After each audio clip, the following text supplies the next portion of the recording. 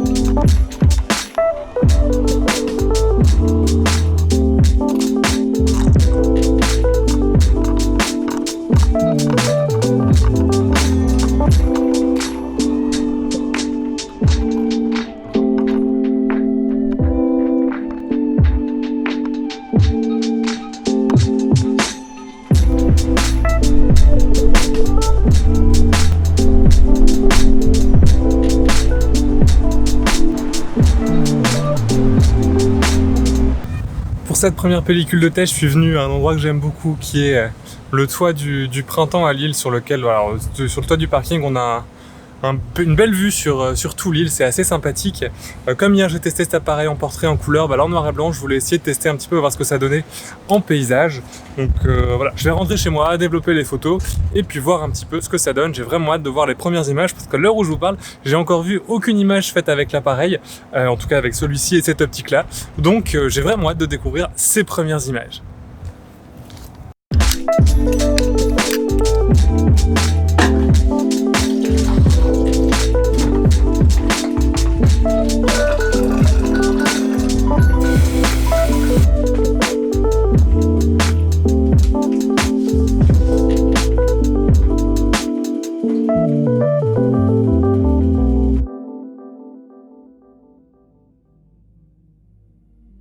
Après quelques pellicules avec le boîtier, je dois m'avouer totalement conquis. La qualité d'image est impressionnante, la prise en main rapide et facile, et j'ai très rapidement trouvé mes marques avec le boîtier.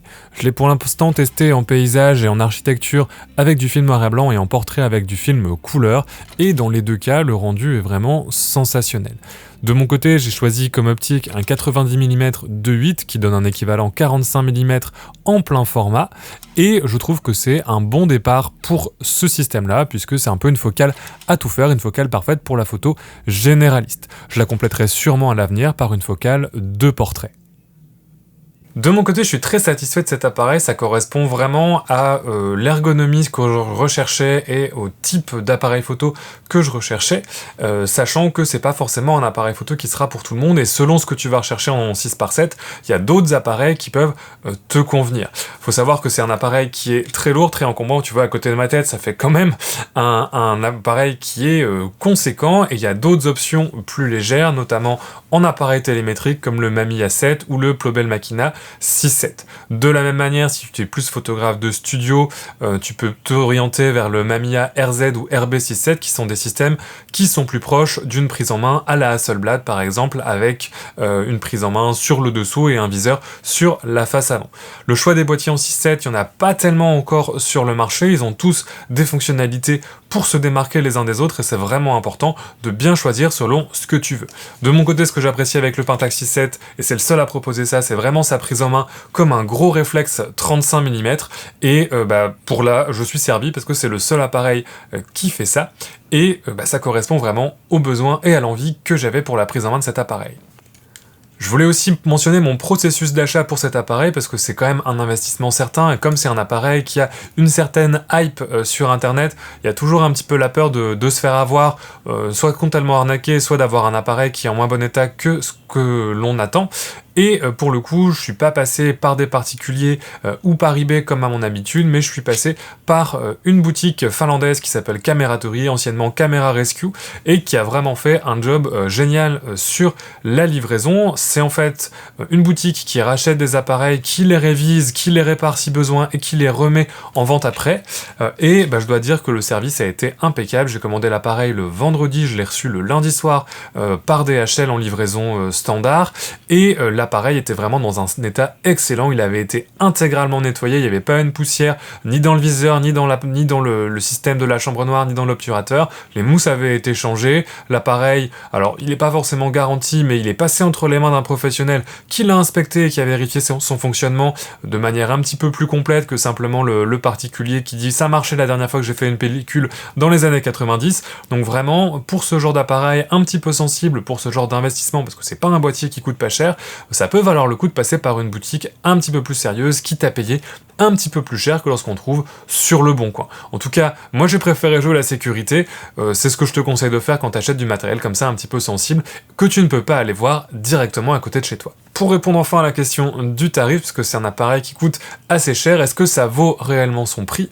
Alors je pense que c'est un appareil qui déjà est sujet en ce moment à une certaine hype, puisqu'il a beaucoup monté ces derniers temps, quelque temps on le trouvait encore à 400-600 € l'année dernière, là c'est un appareil qui a quasiment doublé de prix, donc c'est aussi pour ça que j'en ai pris un maintenant, parce que pour l'instant je pouvais me le payer plus tard, c'était pas sûr que je puisse encore, donc effectivement il y a pas mal de gens qui en parlent sur internet, etc. C'est un appareil qui prend une certaine cote à cause de ça. Après c'est aussi un appareil qui est unique en son genre, il n'y a pas d'alternative de ce type d'appareil, de gros réflexes 24-36 en format 6x7.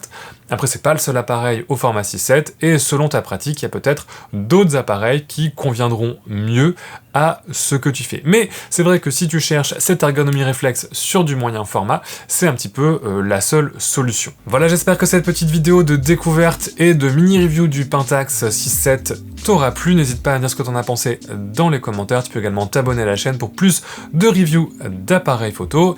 Et dans la description, tu trouveras l'ensemble de mes liens sociaux, mon site internet et le lien vers Box Argentique, qui est une plateforme d'échange et d'apprentissage autour de la photographie argentique. De mon côté, je te souhaite de faire de bonnes photos, que tu aies un Pentax 6.7 ou non, et je te dis à la prochaine.